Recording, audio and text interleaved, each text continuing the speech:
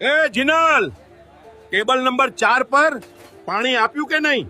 તારા બાપની પેઢી નથી, જરા ઉતાવળ રાખ. એ ભાઈ, અહીં ભીખ નથી મળતી, બહાર નીકળ. જો કંઈ વધ્યું ઘટ્યું હોય તો આપો. તારા જેવા 10 અહીં રોજ આવે છે.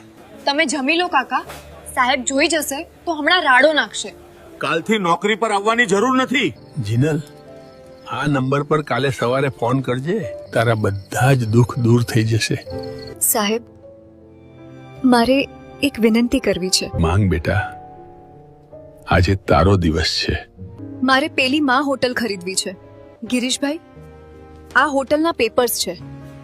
હવેથી આ હોટલની માલિક હું છું. મને માફ કરી દે બેટા, મને ખબર નહોતી કે તારી પહોંચ આટલી ઉપર છે.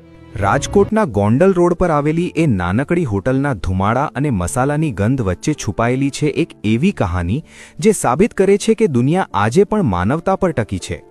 24 વર્ષની જીનલ સોલંકી, જેની આંખોમાં ભવિષ્યના સપનાઓ કરતાં વર્તમાનની લાચારીનો ભાર વધારે છે, તે જ્યારે એક ફાટેલા હાલમાં બેઠેલા અજાણ્યા મુસાફરને છાશનો ગ્લાસ ધરે છે, ત્યારે તેને અંદાજ પણ નથી કે આ એક નાનકડું પગલું તેના નસીબના બંધ દરવાજા ખોલી નાખશે.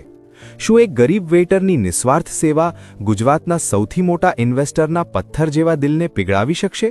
શું લોહીના સંબંધો કરતાં કોઈ અજાણ્યો સંબંધ વધારે મજબૂત હોઈ શકે? આ હૃદયસ્પર્શી સફરમાં અમારી સાથે જોડાઓ.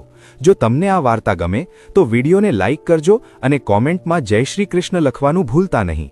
આવી જ અનોખી વાર્તાઓ માટે અમારી ચેનલને સબસ્ક્રાઇબ કરો. કહાની કુટીર ગુજરાતી દ્વારા પ્રસ્તુત આ કહાની તમારા દિલને હચમચાવી દેશે. રાજકોટનો ગોંડલ રોડ એટલે 24 કલાક ધમધમતો વિસ્તાર. ટ્રકોના હોર્ન, મુસાફરોની બૂમો અને ધૂળની ડમરીઓ વચ્ચે એક ખૂણામાં આવેલી હતી માં હોટેલ. આ હોટલનું નામ ભલે માં હતું, પણ તેના માલિક ગિરીશ મહેતાનું દિલ બિલકુલ માં જેવું નહોતું. ગિરીશભાઈ એટલે એવો માણસ જે ગ્રાહકની પ્લેટમાં વધેલી એક ડુંગળીની ચીરી પણ ગણીને રાખે.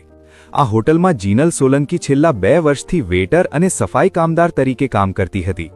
જીનલના પિતા વર્ષો પહેલા એસટી બસના અકસ્માતમાં ગુજરી ગયા હતા અને માં બીમાર રહેતી હતી. નાનો ભાઈ રોનક હજુ હાઈસ્કૂલમાં ભણતો હતો. આ આખા ઘરનો બોજ જીનલના ખભા પર હતો. સવારે 6 વાગે હોટલ ખુલે ત્યારથી રાત્રે 11 વાગ્યા સુધી જીનલના પગ અટકતા નહીં. ગિરીશભાઈનો અવાજ આખી હોટલમાં ગૂંજતો રહેતો. એ જીનલ, ટેબલ નંબર 4 પર પાણી આપ્યું કે નહીં?